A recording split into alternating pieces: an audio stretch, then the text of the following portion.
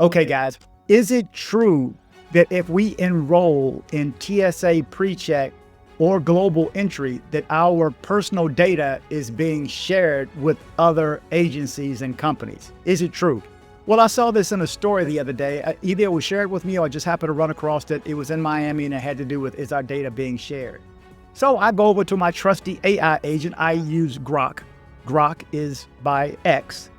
Don't hold it against them. It knows me at this point. And I mean, I use Gemini, I use Perplexity, I use ChatGPT, I use a few of them. And yes, I am still going to do a video on that. And then I'll get on the artsy one too, how I make pictures talk or create videos or create a song. I'll go through all of that stuff or translate that, which someone just asked me. Hopefully I'll get an email from you. But I wanted to ask AI, is it true? And they have given me the information.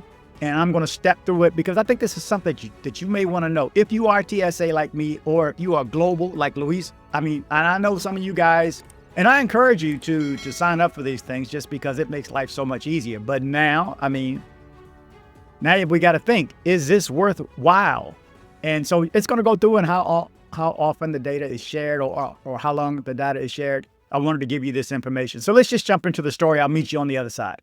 Okay, so let's just jump into it. I ask Grok, this is my AI of choice, is it true that data is shared if you signed up for TSA PreCheck or global entry? It says, yes, it is. When you enroll in TSA PreCheck or global entry, your personal and biometrics data is shared with various organizations, primarily for security vetting and law enforcement purposes. Below, I'll outline the truth about what data is collected, who it's shared with, and under what conditions, ensuring accuracy and clarity as of today. The truth about data sharing in TSA PreCheck and global entry. Number one, what data is collected?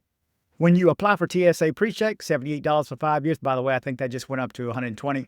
Or global entry, $120 for 5 years, including PreCheck. You provide personal information, full name, date of birth, gender, address, contact details, citizenship status, biometric fingerprints, both programs, facial, photograph, global entry.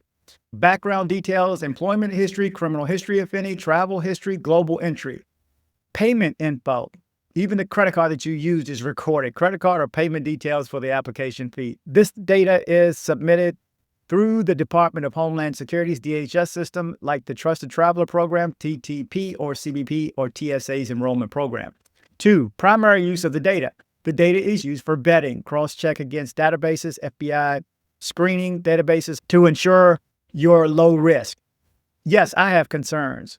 Being that I report the news, I have concerns of someone watching my news and getting some different slant out of it. I do have concerns. Screening, assign a known traveler number, KTN number, or PA. That's what I have for my TSA approved. PASSID is for the global. It says for expedited airport security, PreCheck, or customs clearance, CBP. Monitoring, continuously check approved travelers against new security threats. Number 3, who is the data shared with? Your data is shared with multiple entities outlined in DHS's privacy notices, e.g., and it gives the number. Within DHS, TSA, and CBP, both DHS agencies share data and security. TSA and CBP, both DHS agencies share data with security and border management. Example, CBP may use PreCheck data for international arrivals. Other federal agencies, FBI fingerprints are stored in the Next Generation Identification NGI database and checked for law enforcement purposes. National counter, that word, I'm not going to say, checks against that watch list. Department of Justice, DOJ, and Department of State for investigative or passport visa checks. So there's a lot of people got their hands on our data. International partners. For global entry, data is shared with foreign governments under reciprocal trusted traveler agreements. Example, Canada's Nexus and Japan's Trusted Traveler Program. Man, so other countries got it. And who's to say what else? Man, we never know it all. Shared data is limited to name, your ID, pass ID, eligibility status, but includes travel details for mutual benefits. Private entities, airlines receive your KTN or pass ID number for expedited screening. Enrollment providers, example, Clear, Edemia, handle data during applications and under DHS privacy policies. Other uses, data may be shared for broader law enforcement or counterterrorism. I didn't want to say that word. If you're flagged, customs violation on watch list. Biometric data like facial images is used in CBP's biometric entry exit program and may be shared with law enforcement. 4, how long is the data kept? Here's a good one. Approved members, data is retained for 5 years of the membership plus another 3 years if it expires. Denied applicants, they're going to keep your data for 7 years if it's tied to an investigation. Biometrics, fingerprints may stay in the FBI's NGI's database indefinitely. CBP facial images can be stored up to 75 years in some cases. So if you're born today and get your fingerprints in your background check, they're going to keep it for you maybe 75. Facial recognition, CBP expanded biometric use at airports, borders using global entry photos. You can opt out facial scans at global entry kiosks. International agreements, new 2025 global entry reciprocity with Japan involves limited data sharing. Oversight, Congress is reviewing biometric data use, but no new privacy laws have been restricted data sharing yet. No breaches, no major data breaches reported as of this program as of 2024, 2025 that we know of. Let's see, transparency and consent. Privacy notices, DHS's systems and record notices disclose sharing practices, but details on specific recipients are often vague due to national security. So they're going to share it. They're not going to tell you in the privacy notice. Voluntary. You consent to sharing by enrolling, but the trade-off is less privacy for expedited travel. So, I mean, you might as well, in a nutshell, this is what it comes down to. We're giving up our privacy to be able to get on a board of a plane quicker. Okay, let's see. Redress.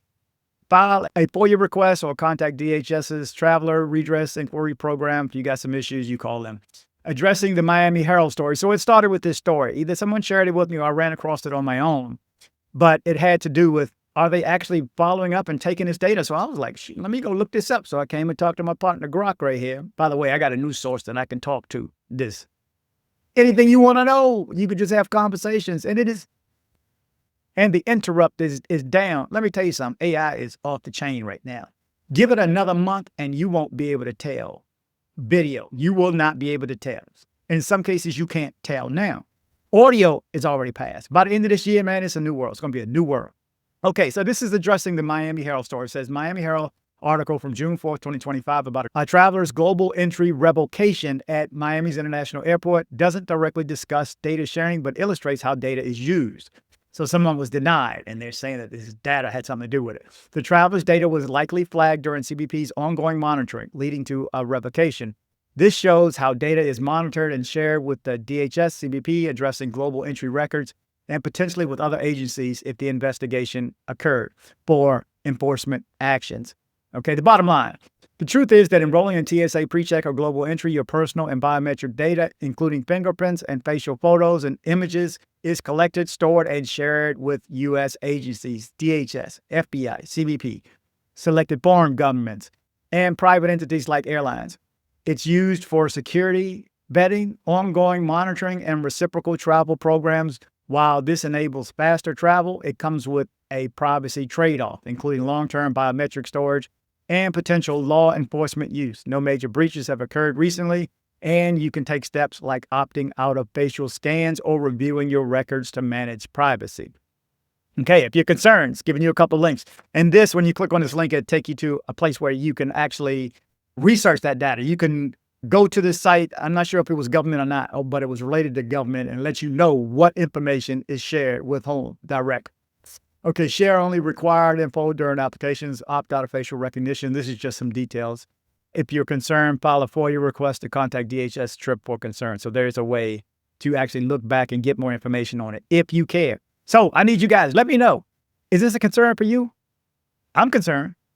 Is this a concern for you if you got global? Is this a concern for you if you don't have TSA approved PreCheck or you don't have global entry and you were thinking about getting it?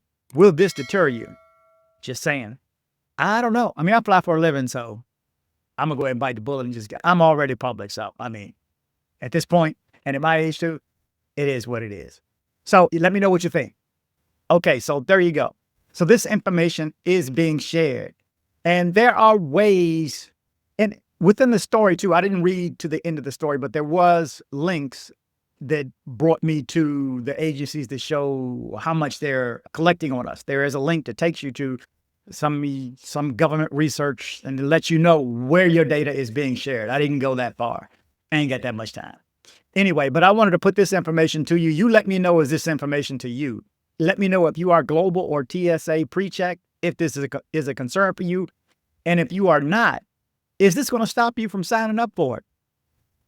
I mean, it is what it is at this point, guys.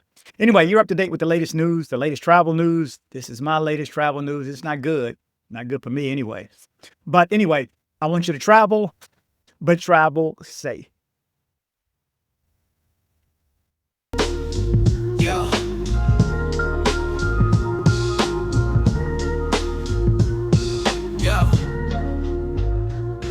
Yo, it's DC Rob, beat the stream daily dose. East Coast swagger, hit you with that travel pros. Colombia trips, Medellin tips on the real. Stay safe, stay aware, what's the deal? News on lock, know the blocks before you walk. Stick to the tours, avoid that shady talk. Urban jungle, vibes for miles is hot. Keep your eyes and ears open, dots to connect the plot. For your journey, pack your mind, strap it tight. Travel safe insurance just in case, day or night.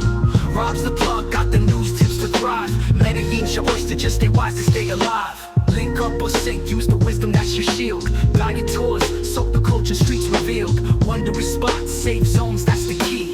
DC Rob's the name, bringing you the clarity. Roll smart, roll deep with that travel wisdom. Medellin's a charm, minus the hazards that glisten. Follow the guide, navigate the pave. DC Rob, for your peace, make that trip safe. Hit the airport, got the passport stamp clean. Dream destination, life a vibrant scene. Cautious moves is your grooves, play your part. DC Rob coming through, future-proof street smart.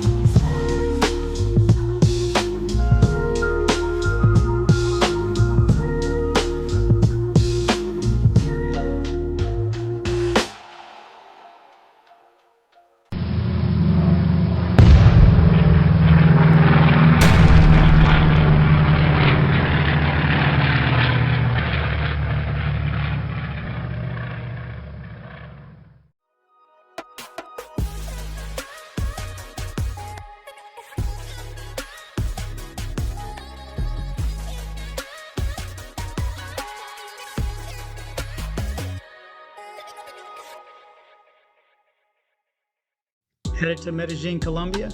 See my guy Andres with Nomad Travel for safe airport pickups and drop-offs and tours. Contact information in the description below.